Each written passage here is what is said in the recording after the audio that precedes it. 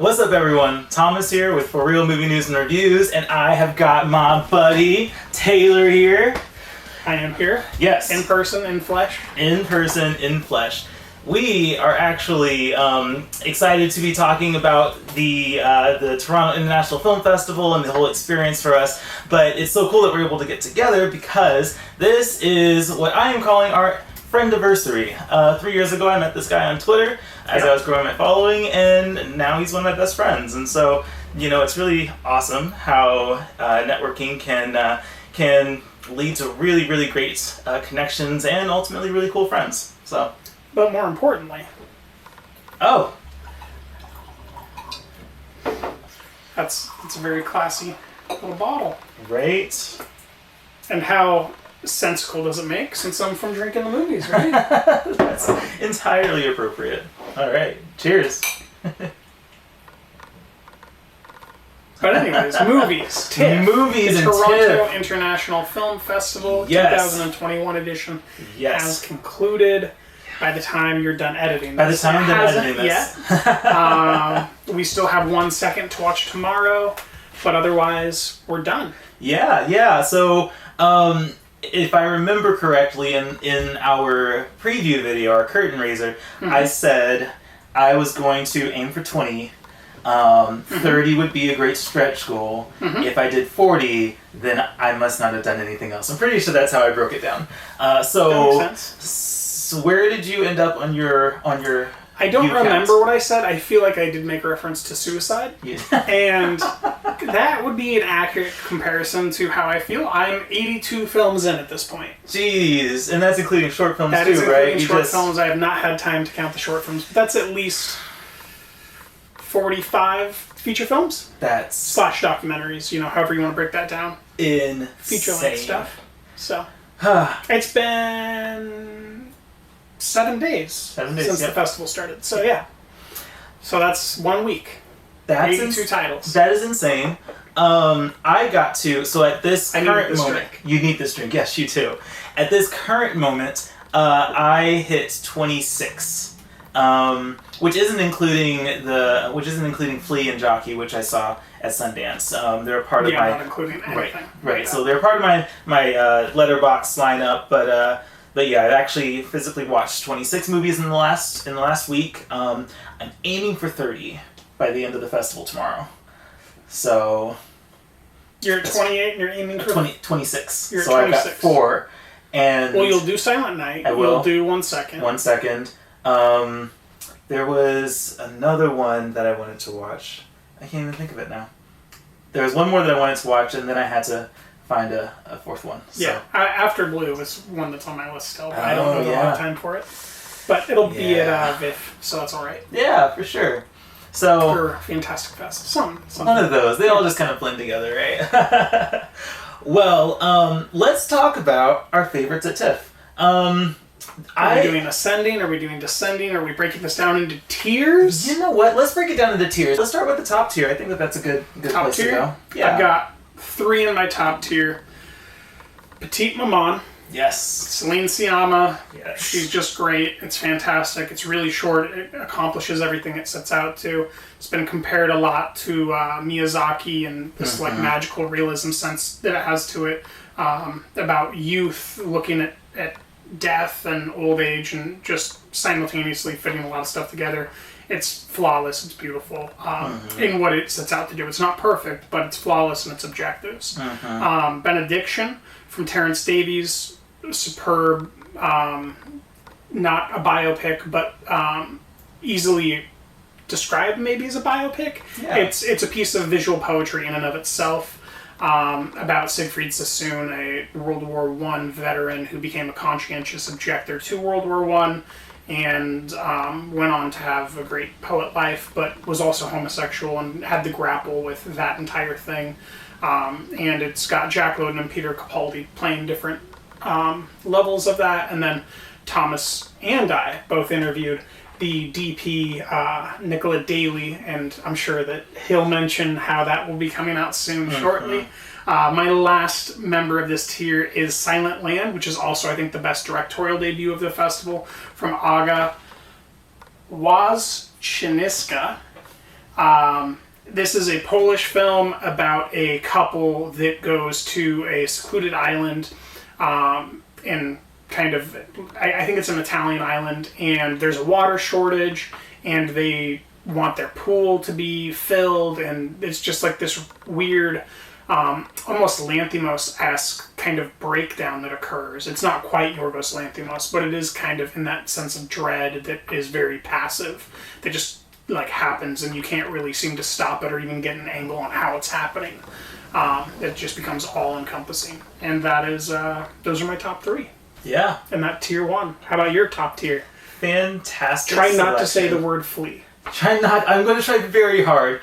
I'm going to fail. So Flea is still my favorite movie of the year. So it goes without saying that is my number 1 film at TIFF. And if you have a chance to check out Flea, it's actually doing a very robust film festival circuit. I think it has popped up at just about every film festival lineup that I've seen this fall. So it's at VIFF as well, yeah? It is at VIFF. Yeah, Yep, it is at VIFF. So yeah, lots of opportunities to see Flea. I'm gonna bang that drum again. Definitely check out Flea when you get the chance. All right. My need to talk about Flea has been satisfied. There's a few movies that ended up in my top tier, and it's interesting because when I thought about ranking these films, there's a level of like feeling that I have towards these films, and maybe they're not the most critically acclaimed, or maybe not even technically the most technical best movies at the festival, but just things that really appeal to me. Or maybe they didn't even have good writing. Or maybe they didn't even have good writing. You're looking at my list. I'm looking at your number 3. I guess I might caveat that a little bit, and maybe that's where this whole spiel is coming from. Is my number 3 on my list? But yeah, but either side of it looked great. Yeah, that number 3. I'm sad that you didn't like that as much as I did, but we'll get to that. So my number 1 movie that I saw newly this at this festival was Quickening.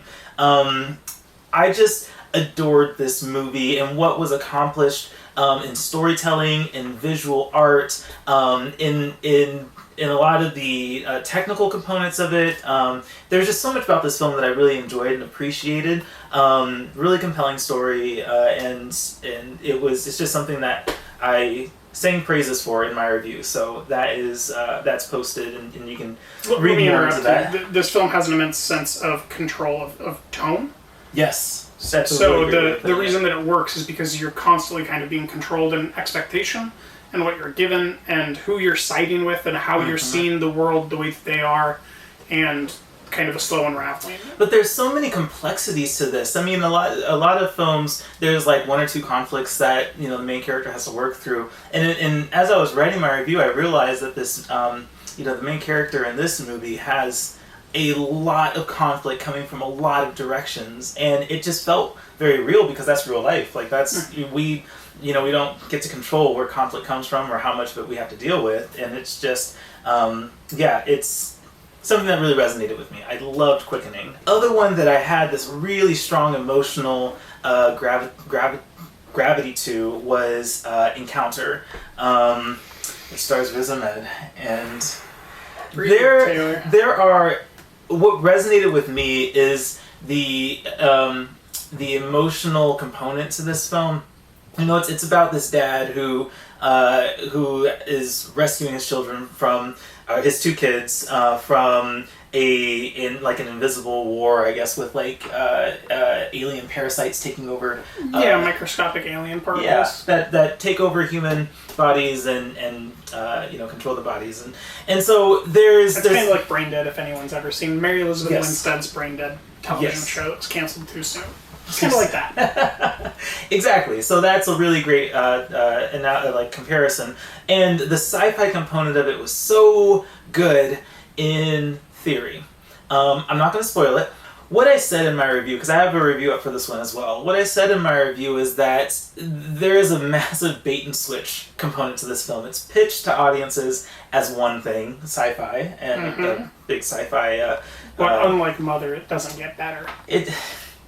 It swings to something different, is what I'll say. Like, I happen to appreciate what the switch was in this bait and switch scheme here, but I can understand how the writing didn't really deliver on what was promised. It did not. But the relationship between this father and his two kids is what really resonated with me, and I think that how the film ends, without putting too much stock in the sci-fi component of it, just looking at the relationships in this movie, the ending really hit me in a good way, struck all the right chords for me, and so I left with a positive feeling for it. I did not. You did not. Not even a little bit. Anyways, number 4, you got Jockey there. Jockey is on number 4. Yes, I really, really enjoyed Jockey at Sundance. That's a great movie. It should probably be number 3. In your world, if you're looking at my list, you are ignoring number 3, and in your world, it is my number 3. So, there's one. We talked about this during Sundance. We did actually, yeah. One more that I'll put in this tier is another one that also doesn't have the best writing, but has a really intense experience, and that was DASHCAM. I was a big fan of Host when that hit Shudder. Third tier. Hey, I'm getting better. If we're doing numbers, that's my number 7. That's your number 7, all right. That's top 10. So I was a big fan of Host when it hit Shudder, and so I was really excited to see what Rob Savage was going to do next, because I think that really condensed and very succinct kind of horror experience he really excelled at in Host, and I was excited to see more of it, and boy does he deliver. This is going to be a film that, when it hits the mainstream, is going to be something that people talk about a lot, because it is, I can only imagine it being an incredible in-theater experience. Like, it lives very much on jump scares. And it's extremely divisive right now. I mean, look at that. Breakdown. Wow, yes. You got like the same people that give it 5 stars as give it half a star on Letterboxd. You know, but this is interesting because I watched it with my husband, and he said he disliked it more than he liked it because of how intense it is. Like the intensity. That's exactly why it works. Yeah, and that's why it works for me too. I loved that experience, and even though I watched it at home, I could only imagine the whole time, like, how would I be reacting to this movie in a theater with a whole bunch of people reacting the same way. I can't wait for this movie to go to theaters, because... Right, and it's first-time performer Annie Hardy. Mm-hmm, right. And that's, musician. Well, that's the other thing that makes this divisive, is her character. Yes. If you have to be... you have to approach her character with caution, because... You have to be open-minded to accept her character as a human to begin with. Right. There is a lot of controversial opinions that she embodies, and I think that kind of drives a wedge into how people perceive it. Or, are rooting on what's happening to her. Yeah, that's a good point. I think, I was pretty detached from her beliefs, and so I just looked at her as a character going through a very terrorizing thing, and the politics of what she believes and everything, that plays a role in the beginning to kind of craft, this person that you can either... This online personality. Because we do have to have a reason for why this is someone who's always on. Yes, that's true. And so you kind of have to grapple with that a little bit, but once the terror starts, it just does this thing where it throttles the intensity. Like, it goes from 0 to 100 and stays at 100, and then it drops back to 0 for a moment, and then goes right back to 100. Right when it's at 0, it just shows you an Ariana Grande tattoo on an old woman, and you're like we're back up at 100. Yes, it is relentless in how terrorizing it is, and I like that, and I think it's going to be a fantastic theatrical experience for people. So I do too if it gets theatrical. It might just get Shudder though. Man, I really like even a limited release in theaters. Yeah, it is the time. Like, October. I would go coming. See it again in theaters, yes, just because absolutely. It would be so tight. I think it would be cool to, like, now that I have seen it, I can watch the audience. Like, I know what's gonna happen. Or when the jump scares are kind of coming, so like you can appreciate the craft more instead of being a scared person. Because I was definitely a scared person. I don't like movies that are all jump scares. Like, I think the jump scares can be really cheap. Well, it's creative here. That's why it reminded me of Cloverfield, where it's like it's experimental. It's first person perspective.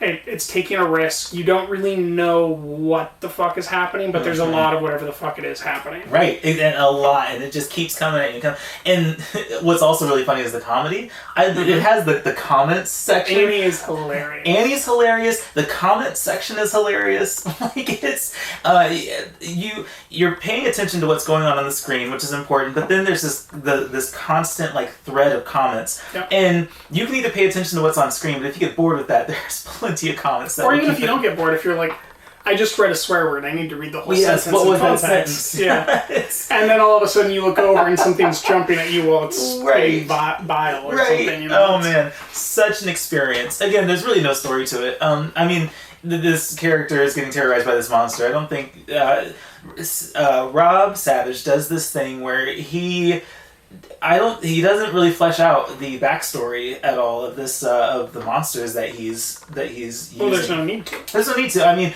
I think that there might have been.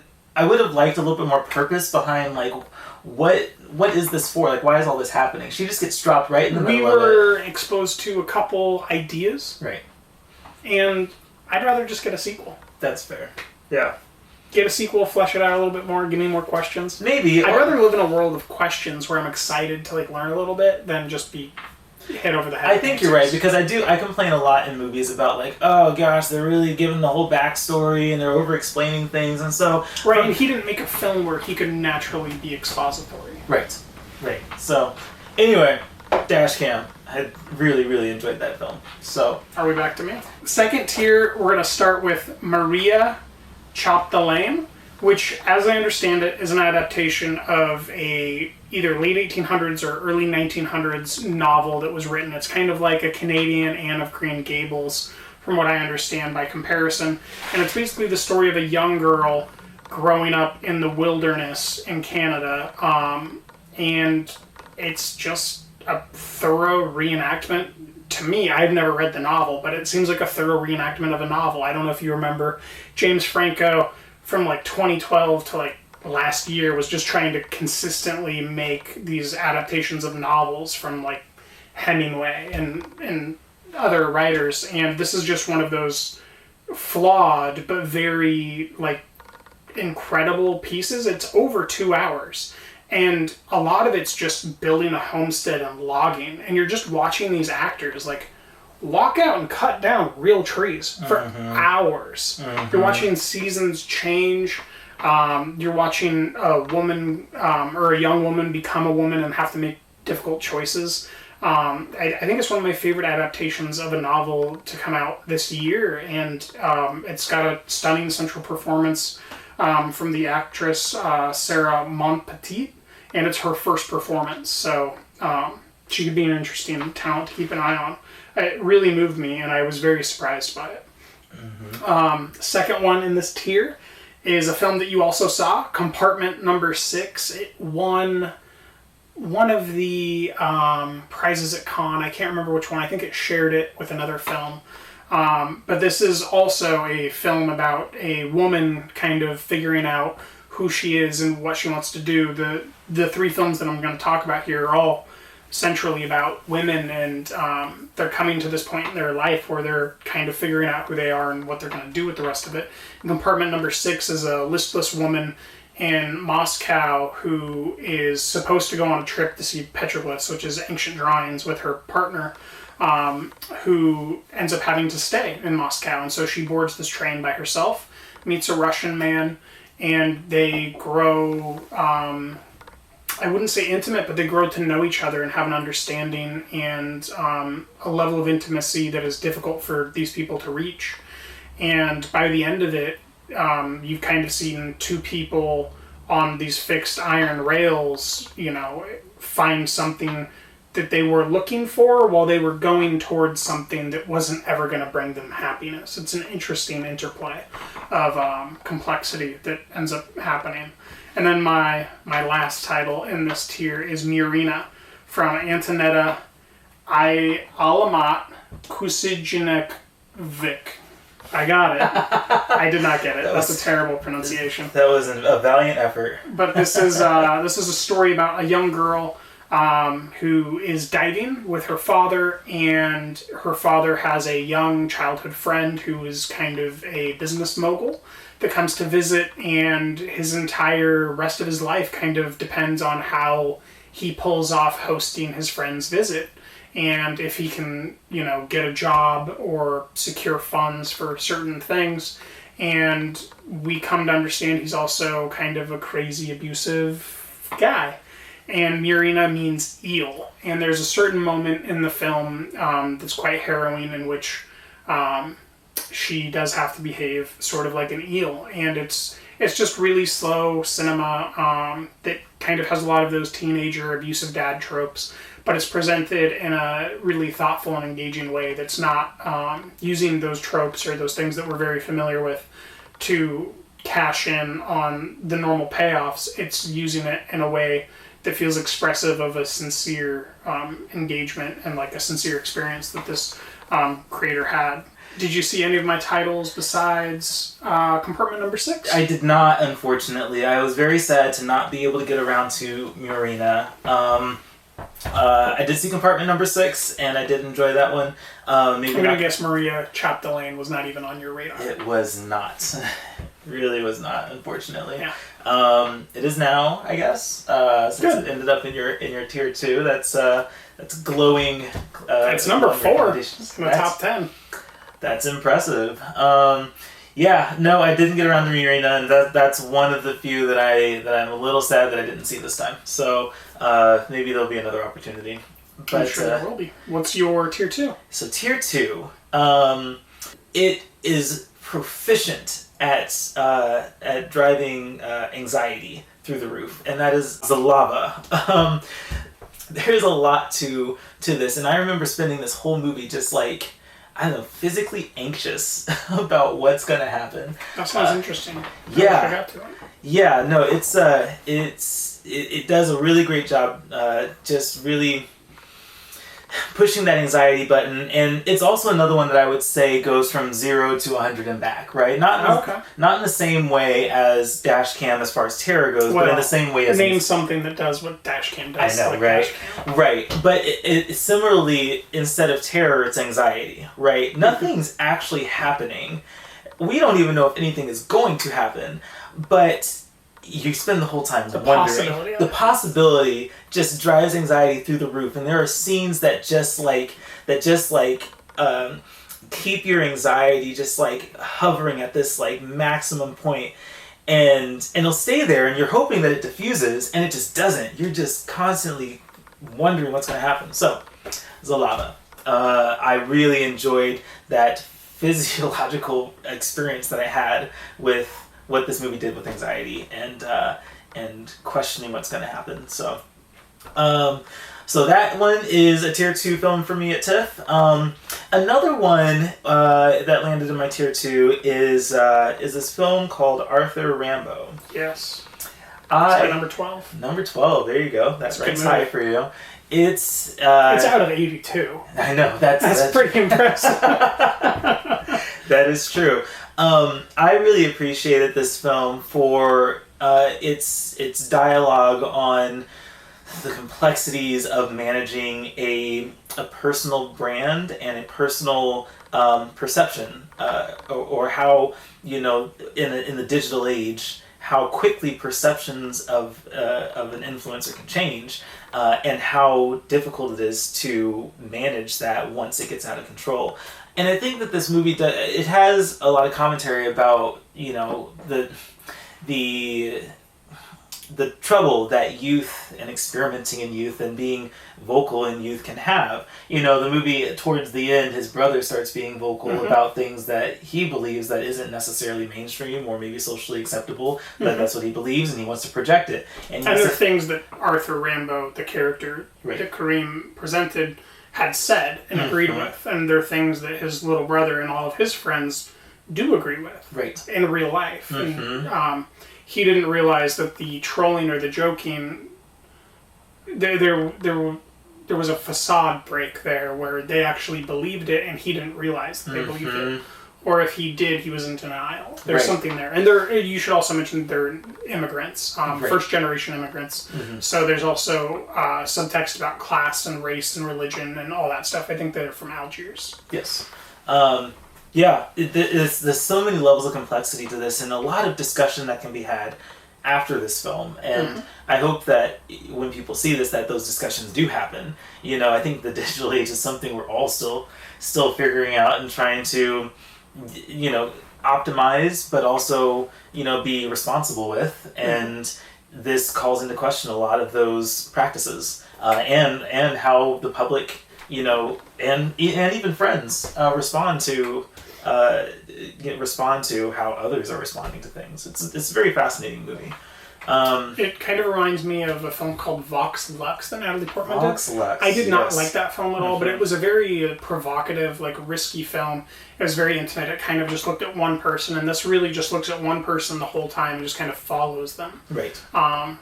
I guess you could also compare it to The Assistant, but it doesn't have nearly the same vibe as The Assistant. I think Vox Lux makes more sense. There's also a Quebecois film director, I'm forgetting the name of, who made the death and life of somebody who was played by Kit Harington, and it also reminds me of one of his films.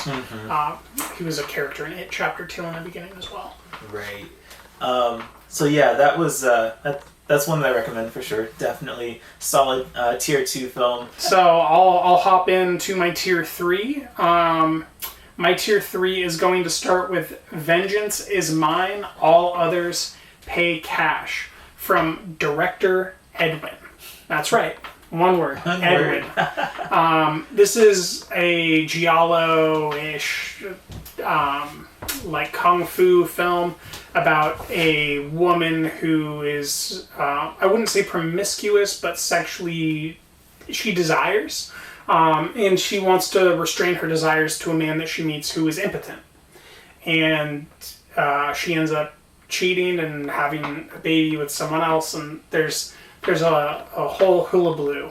But it's just one of those wild and crazy movies that it's kind of indescribable. It's simultaneously camp and kung fu and giallo and all sorts of things.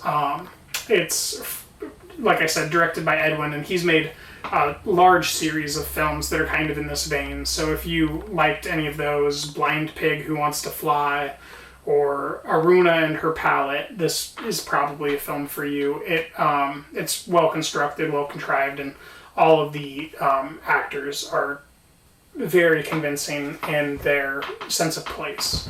It was very enjoyable.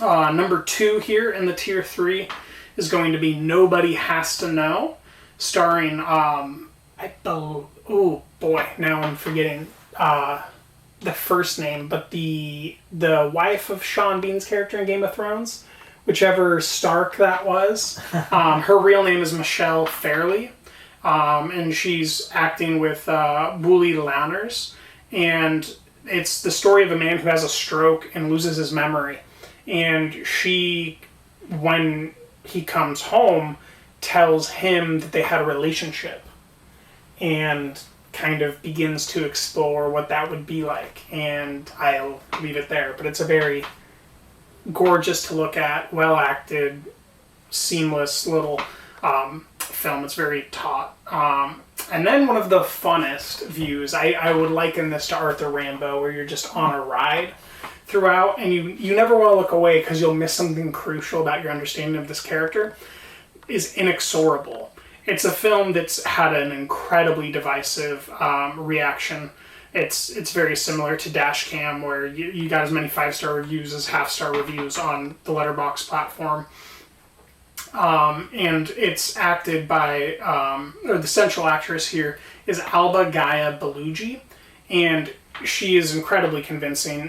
Essentially what happens is a publishing magnate dies. His middle-aged daughter and her husband and daughter move into this giant castle-esque mansion. And this young girl arrives in town on a bus, checks into a hotel, rides a bus again, gets off, walks down a gravel path, finds their lost dog, and shows up at the house.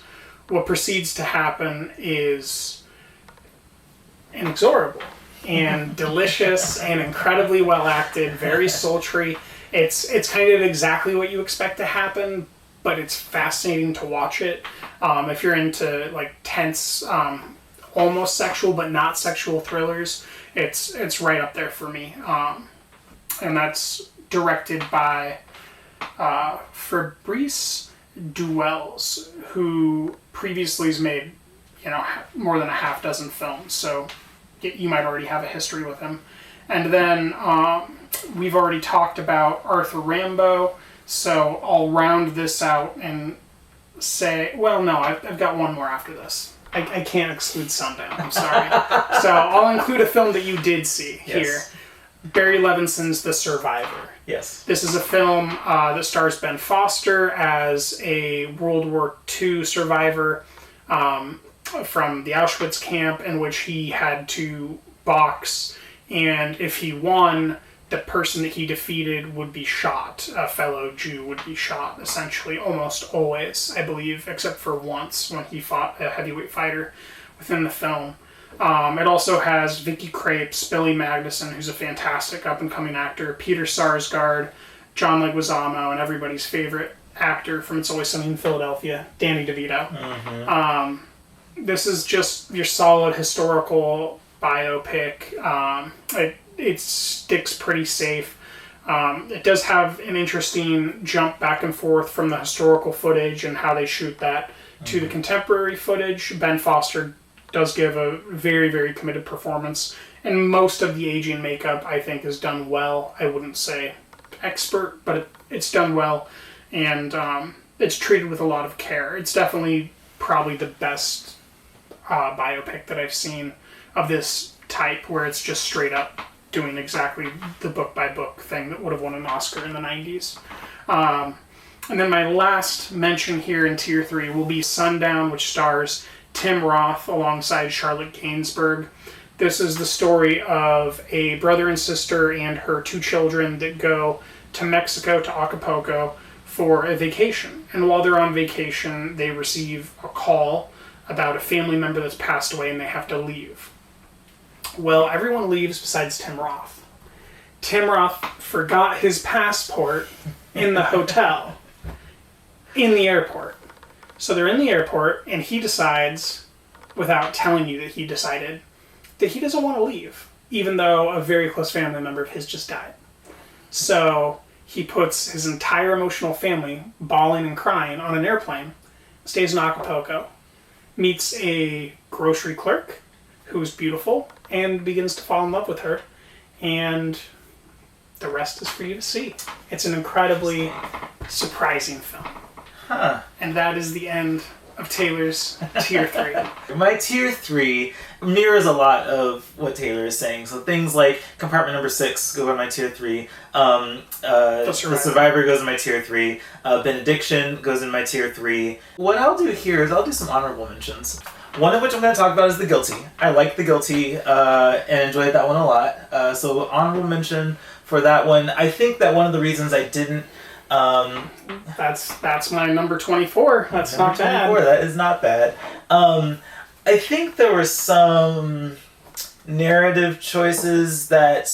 Maybe not even narrative choices. I hated parts where they cut out of the room to like show shots of the highway. Yeah, I despised that, because they weren't showing the shots of the highway to build like the same dread that they successfully did in 2018's The Guilty. Right. They were specifically cutting to show environmentalist fires. Yeah. Which is the agenda that Fuqua has, is to, it's this pro-environmentalist, anti-global warming focus that he has. And I'm not disputing that there's anything wrong with having those concerns. I'm just saying, when you're shoving it down my throat in your art's going to suffer. And that's exactly what happened. And I didn't even think it was necessary. Like, we had the shots of the hill. In the office, we have TVs thrown on the wall behind Jake Gyllenhaal with the fires. Yeah, so you know that there's fires, and they keep talking about how thick the smoke is, I didn't need a visual. I didn't need to cut out of the room. Just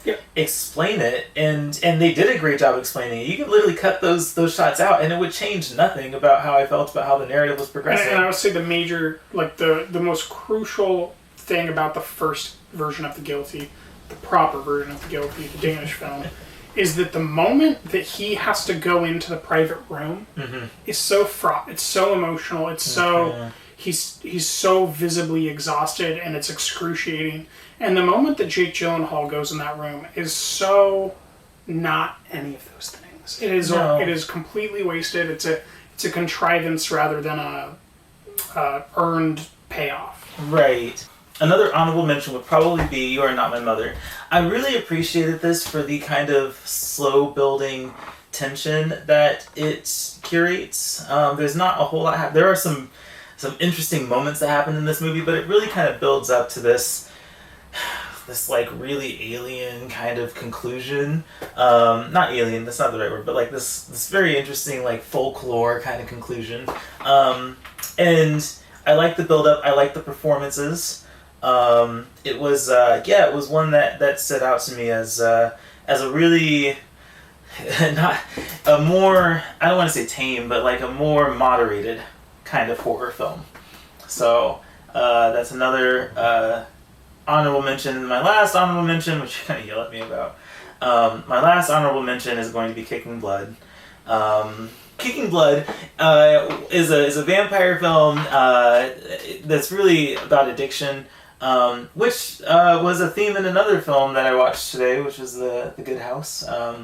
And so I think that approaching it from a vampire perspective. I mean, even Tammy Faye kind of has an addiction. Tammy Faye does have an addiction component to it as well. So there is kind of a common theme with a few films there.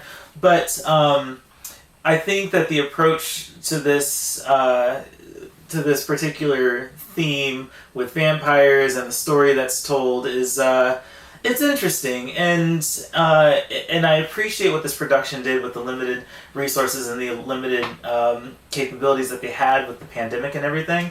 I have an interview with the director and writer Blaine Thurier on the website where he does talk more about the challenges with filming during COVID, and also I talked with actor Luke Bilyk, who plays the human trying to kick alcoholism. And so really great conversations with both of them about the film and about the subject matter here. So I'm throwing that one out there as a honorable mention as well, because it will be at the Vancouver International Film Festival. Oh, great. So yeah, nice to see that one getting a little extra exposure. Are we on to honorable mentions? Yes, honorable mentions. It's your turn. Oh boy. Well, next up would have been The Quickening, which you already talked about. I have to curate my honorable mentions here. So the first thing I'll do is, even though it's barely in the top half of what I watched, is I'll talk about The Rescue. This is the follow-up to Jimmy Chen and Elizabeth Wasserheili's previous documentary about Alex Honnold.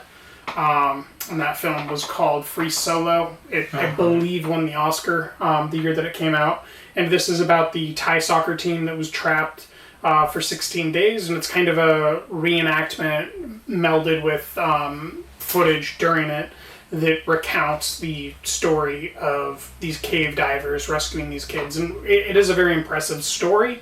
The documentary, I don't think, is as impressive as the story itself is, just in recounting, but I do think that the average viewer is going to really enjoy this. It's just something that I'm nitpicky about with documentaries, but I think that in general, this will play like a thriller for a lot of people, and they'll enjoy it. One film that I really want to give some love to is Scarborough, from Rich Williamson and Shasha Nakai. This is almost an anthology film in that it's these three different kids and their parents' experience with low-income housing and low-income schooling and navigating different challenges, whether it's an abusive household or having autism or not being able to afford to stay somewhere for a night. It's really complex, really rich internal character piece.